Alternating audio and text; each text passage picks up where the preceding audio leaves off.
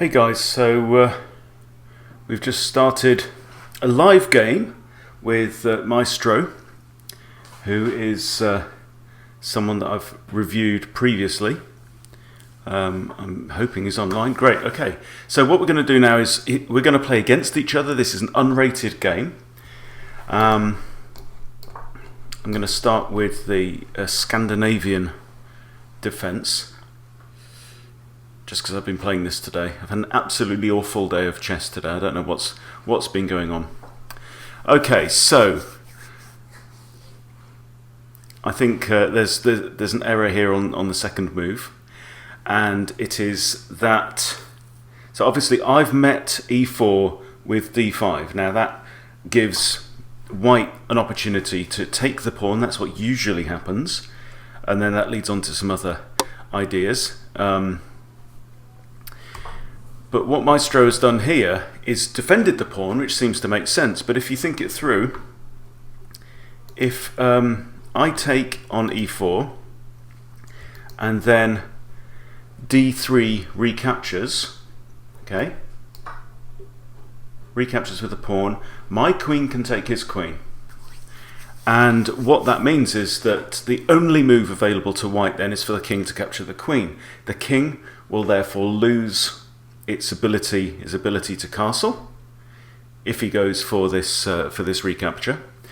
What that means is that king safety will be slowed down, and also the other element that will be slowed down in the game is white's ability to get the rooks into play quickly. So castling does those two things. It protects your king and it gets your rooks into the game and towards the middle of the board, where they can quite often be more useful. So that's really what you want to be thinking about doing after you finish development. So what we mean by finishing development is, okay, good move, that your minor pieces are all off the back rank, they're all towards the middle of the board. Very often your queen is also off the back rank, and that you've castled and connected your rooks. Okay, so development is good because bringing those pieces into the game and your queen into the game, connecting your rooks, all of that can help you to control more of the board. So MaestroooO has spotted the problem, clearly didn't want the exchange of queens to happen early on. So I have some choices now. I can take the pawn. I'm a pawn up. I can take the pawn, and the pawn is under threat. Okay, so if I take, then white will probably recapture with the bishop or the queen. The pawn wouldn't be so good because this pawn would then be isolated on the d file. I don't really have the option to defend the pawn, so I could, for example, bring my knight out, or I could bring my bishop out there to f5. If I do that and pawn takes, knight takes, no, it's not defended because it's attacked twice and I'd only be defending it once. I think the exchange is my only option now. I'm hoping that white doesn't recapture with the c2 pawn, because I think that would leave him weaker in the game. So we're hatching a little bit. Okay, he's decided to go ahead and take with the pawn. Now that does give him a pawn in the middle of the board, but as you can see, this pawn is isolated. There is no pawn on the E file and there's no pawn on the C file. And pawns are so much happier when they can chain together, where they can defend each other. So let's look at the situation now. White has one minor piece in the game, this knight on C3, and a pawn just off the back rank, but is looking a little bit open in the middle of the board. Black, by contrast, has no development at all. So my first priority needs to be getting my pieces out. So e5 is an idea. That would, moving that pawn forward 2 would allow both of my bishops to enter the game quickly. The other option is that I have to get my light square bishop out first and then move to e6, where the pawn is at least defended by its neighbour there on f. That's an option. Another idea could be to think about bringing my knights out at this point. And the knights would be absolutely fine. I don't see a problem with that. So I don't have any ideas at this point in the game. I literally just need to develop. So I'll bring my knight out to c6. I'm enjoying a beer at the same time.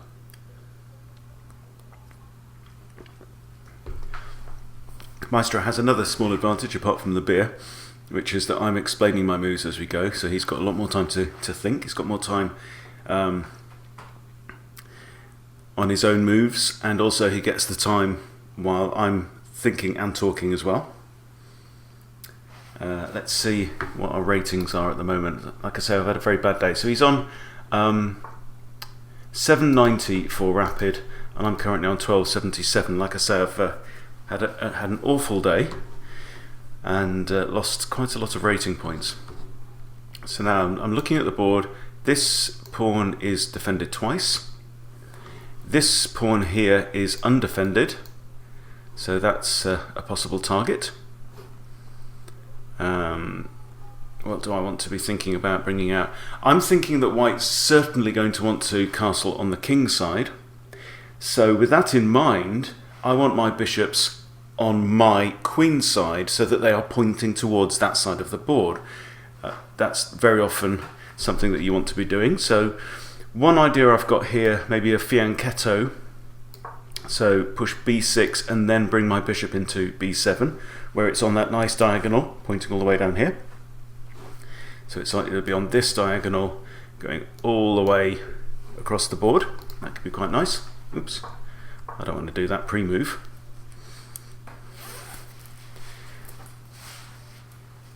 Let's get serious now.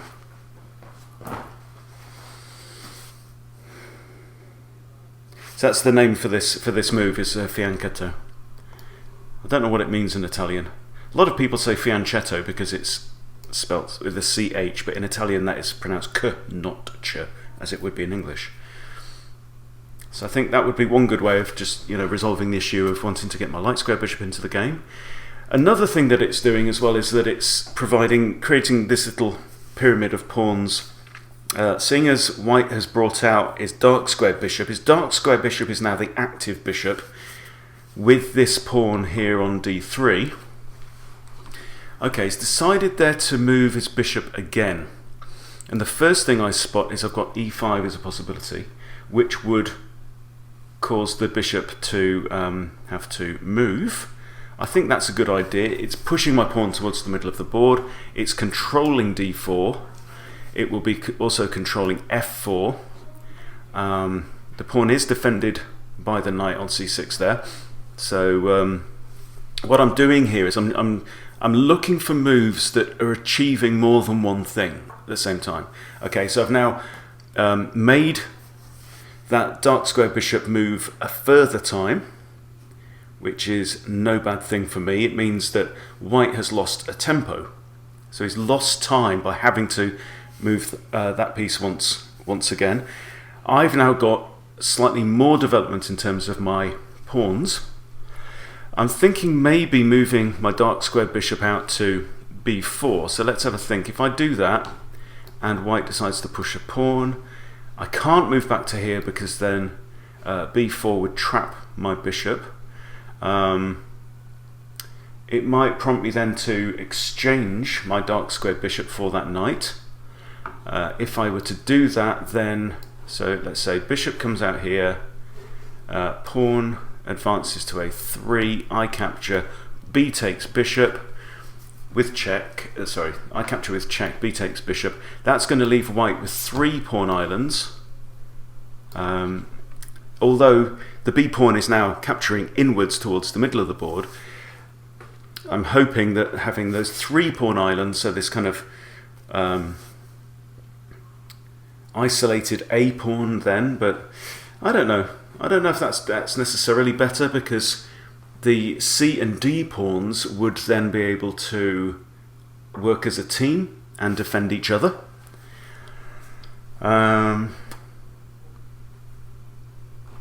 So I've got another idea now, maybe moving my queen up to d4, and if he doesn't spot what I'm doing, I can then capture the knight, pawn captures, queen captures, so I win a pawn. I think what's most likely though, because he's obviously, the reason why he's moved his bishop out to e2 there is he wants to bring his knight out to f3, and then he wants to castle kingside. Now if I move my queen up to here, and then he's just got that simple f3 knight move, and my queen is going to be kicked away, that means I'm going to lose time having to move the queen. So with that in mind, what are we thinking about?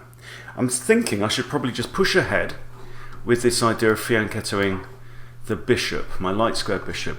So then if the knight comes out here, I can then move my knight into a very nice square in the middle of the board on d4. Oh, hang on. So the bishop has moved yet again. What's going on here? I don't think he wants to capture the knight. I think that would be a very silly move. So I still can't move my queen out to d4, because if I move my queen to d4, then this knight is coming out there again, kicking the queen away. But then I've got the option of capturing with the bishop with check, which means that my queen cannot be taken on the next move. He may then choose to capture with the knight. Yeah, let's have a go at that. Let's see what happens there. So what we're doing here is simple calculation. I'm thinking a couple of moves ahead, imagining what is likely to happen. What is my opponent's plan? If I do this move, what is my opponent likely to do, and is that better or worse for me in the game? Okay, so I'm expecting the knight now to come out to e2. If that happens, I'm going to capture with the dark square bishop, capture the knight. After which he should recapture with his knight, leaving this isolated pawn there in the middle of the board. I'll then think about bringing my knight out into play, either to e7 or to f6. At e7, it would be partnering with that knight on c6. Okay, so there we go. It's happened as I said. The knight has come out. Now, if I were in his position right now, I would probably recapture. Recapture with the knight or recapture with the pawn? I think recapturing with the pawn is the better move. Yeah, and so does he. So I'm quite liking White's position right now. He doesn't have any particular weaknesses. The bishops are safe. They're in a corner of the board and they're looking down towards Black's queen side.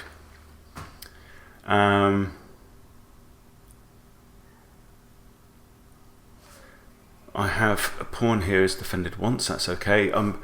It's pretty straightforward. I'm going to have to move my queen. I can't move it to any of these squares because that pair of bishops is doing a great job of guarding those squares, so I'm going to have to move it back.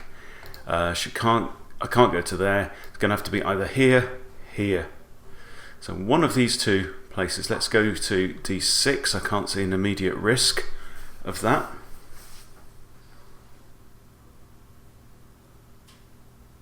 So if I'd thought that through another move or two, then I would have probably realised that I haven't actually gained much advantage here. I've got the option now, I'm thinking of castling queenside.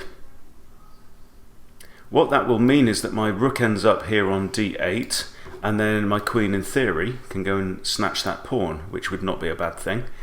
However, there's one downside, is that, as we've mentioned, Black's lovely pair of bishops here is gunning down on that queenside.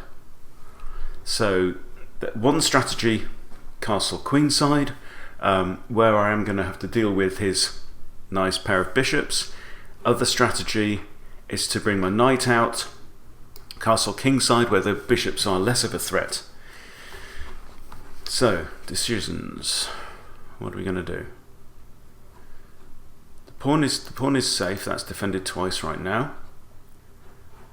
Let's just play safe. I'm going to bring my knight out anyway, and I'm going to defer the decision about where to castle. Obviously, sometimes there's a risk of castling too slowly, too late, but there can also be a risk. The earlier that you castle, the earlier you give your opponent a target for their strategy for the game.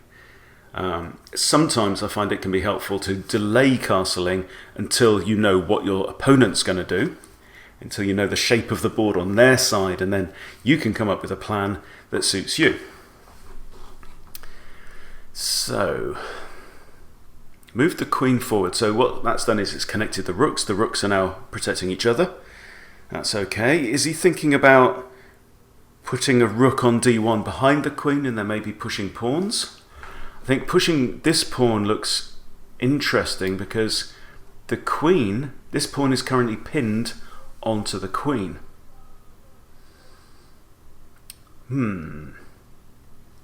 So should I think about moving my queen at this point? If he moves that pawn, I can't capture with my pawn because I lose my queen. I can't capture with my knight because I lose my knight. I can't capture with my queen. So if that pawn is pushed, I can't take it. And then it's going to go ahead and it's going to capture there, which would be bad for me. So with that in mind, I'm going to get that queen out of dodge. And I think that f6 looks reasonable, still defending the pawn, and is out of the way of that central pawn advance.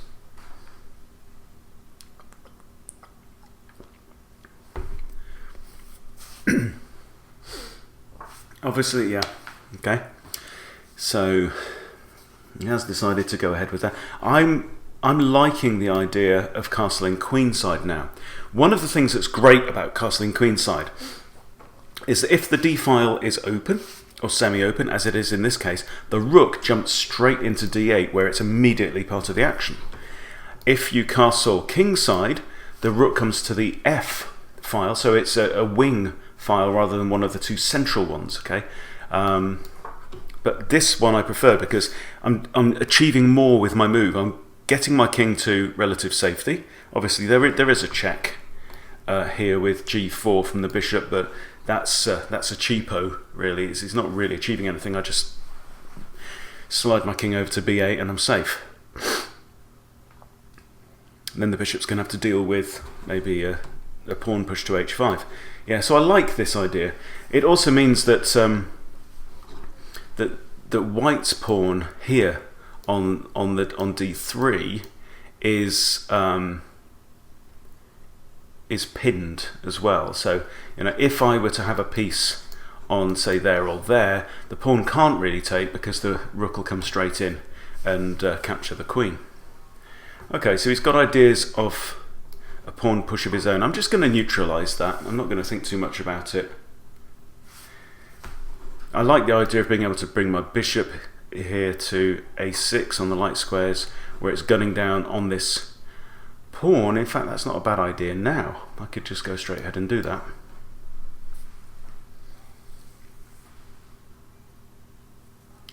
So my next move, what I'm threatening, is like rook takes d3, and the queen is going to be forced to move.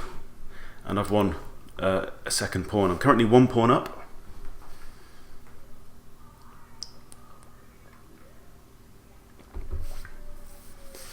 I do think this is an interesting format. I would be interested to, for myself, to play against a stronger player, a higher rated player than me, and to hear their ideas and thoughts and calculations through the game. I think that would be a lot of fun. So this is a 15 plus 10 game. Okay, so yeah, we were expecting that, and it's no threat.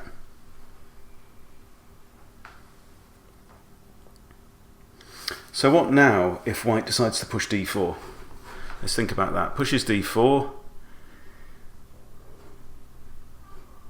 That square d4 is ridiculously well guarded. He's got a pawn, a knight, a queen and a rook all gunning down on there. But on the other hand, I've got it defended 4 times as well, because I've got pawn, knight and queen and rook myself. So the smart money says that that square could be a decisive one in the game. But I think if nothing else happens, my next move should probably be to push e4, because this pawn here on d3 cannot capture because it's pinned to the queen. So I think that would offer some nice... Okay, so there's a clever move here. Oh no, there isn't. I thought that what was going on is that white was thinking about maybe capturing with the rook there, and that this pawn could be pinned to the king, but it isn't, because this pawn is in the way. So I have the immediate option now to come in with either the rook or the bishop and capture the pawn on d3, which is effectively hanging because it's attacked twice and defended once. But more than that, he can't recapture the queen anyway. He'd lose a lot of material if he did that. What I like about recapturing, making that capture with the bishop, is it's doing two things. Okay, if I captured with the rook, the queen has to move away. Right now, the queen doesn't have to move away, but the bishop is now attacking the rook on b1. Yeah, and if the bishop moves anywhere, there's a discovered attack on the queen. So white needs to think carefully about that. It really ought to think about moving the queen out of the way, out of harm's way. But there's not that many good squares to take the queen to. I think b2 looks quite likely. a2 is not good because it's blocked by this pawn here.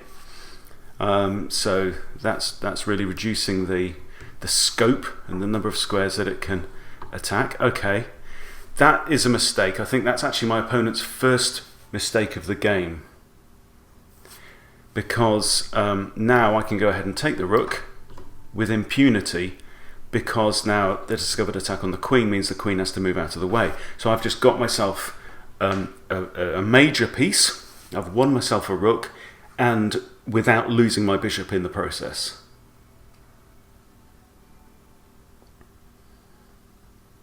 So white here has 8.5 minutes on the clock. That is really one of those times you need to build up a kind of an awareness for the game to say, okay, now the game has now suddenly got really sharp, and they're just followed up straight away with another blunder. So still 8.5 minutes on the clock. When things get exciting, when things get sharp, when there's lots of new possibilities pop up in the game, that is when you have to stop, take your time, and really think. Obviously, it's important to think at all points in the game, but don't go rushing, ever.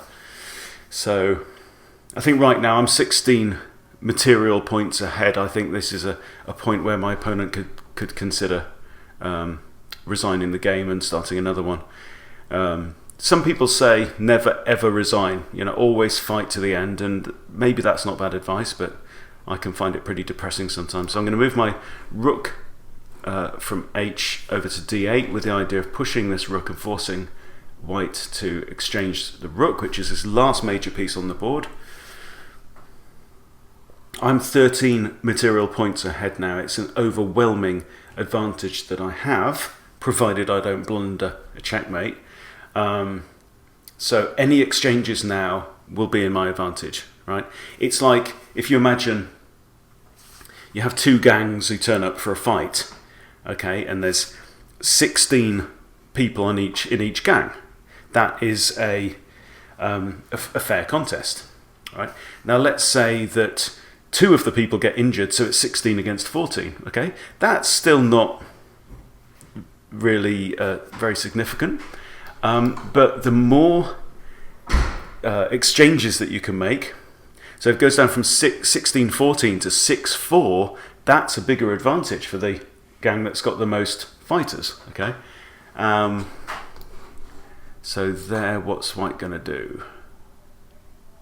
He's got 2 choices. No, he hasn't. He's really only got 1 choice, which is to, move the king to there. Okay, let's see if we can finish this game off in a calm manner without doing anything stupid. Okay, one option is to thinking, can I bring my rook and my queen against that knight? At least if I move my rook there, that is removing one of white's options, because now the knight is pinned, so he can only think about moving the king or the bishops and pawns. So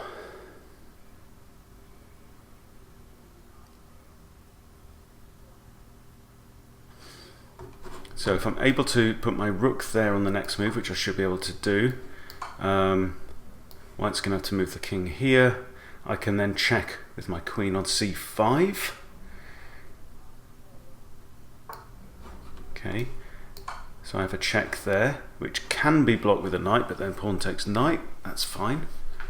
All good for me.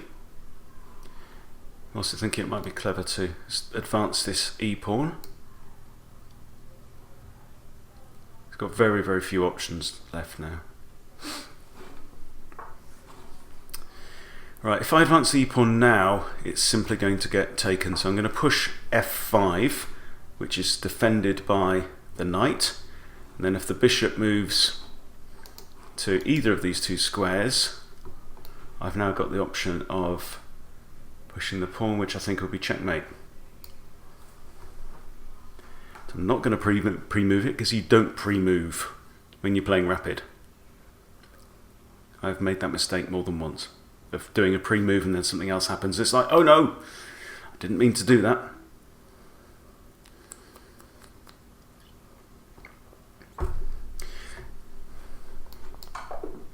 Okay, there we go, that's checkmate. Good game, good game. And as so often when you're playing under the 1000 rating point level, games are simply decided by blunders, and very, very often those blunders are happen because the player is rushed. Okay, so good game.